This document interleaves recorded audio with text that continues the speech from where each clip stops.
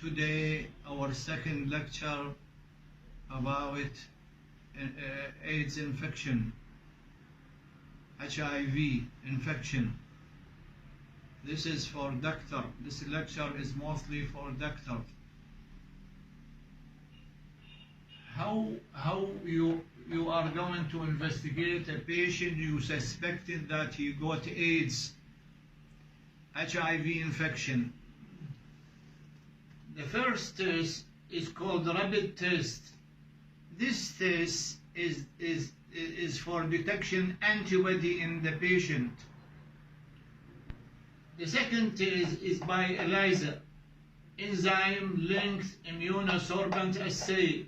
Is also to detect antibody, is more sensitive than the first and better. The third test, if these two tests sometime are negative and the patient got AIDS, his body is not yet forming antibody, is there any test to detect antigen in this patient? Yes. This is called assay of B24 antigen. This is to detect those early gate infection with HIV. The fourth test is a nucleic acid amplification test. And the fifth test, which is important, is the PCR, to detect HIV RNA. Is more sensitive than B24 antigen. Is more sensitive than B24 antigen.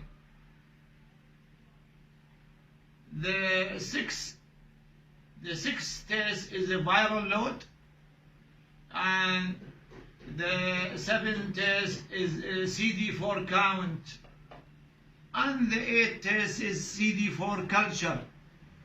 They took CD4 and culture it, and it is more diagnostic and reliable. We're talking now about CD4 count. What is CD4? CD4 is a lymphocyte.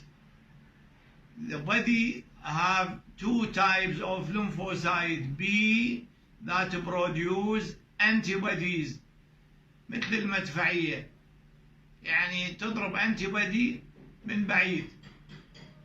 بعد ما يصورون الانتيجين، الفيروس، البكتيريا، فالبدي راح يكون antibody against this.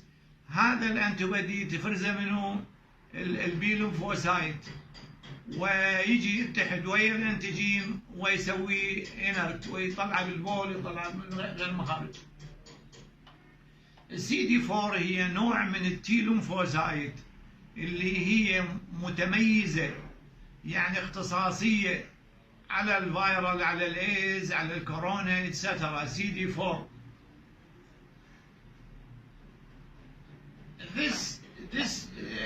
This can be done by count of CD4 can be done by flow cytometry. But this test is very important because this test it will decide the clinical stages of the patient, and we have actually 4 clinical stages: stage 1, 2, 3, 4.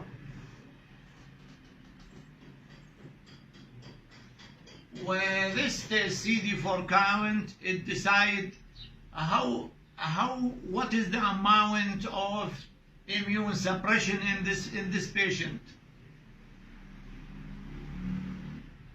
The number of CD4 in the blood is changeable, actually, not fixed,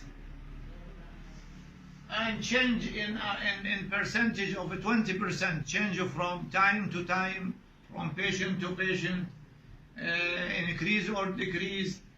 Where if the patient is a child, if we count the CD4 in children, it is high, in adult it's less, and Therefore, CD4 count it need to be done frequent. I mean, more than one times, to be done 2 or 3 times to decide which stages of this patient, AIDS patient. A CD4, it will be decreased in infection, where a CD4, the normal CD4 count is over 500 cells per millimeter. If we have the CD4 between 200 to 500, these patients are of low risk to get infection, to get TB, candidiasis, herpes zoster, pneumonia. If the CD4 between 200 to 50 to 500, those less liable AIDS patients to get severe infection or opportunistic infection. Where sometimes we found a patient with CD4 is very low and he is clinically negative. He haven't got anything, neither symptom nor signs.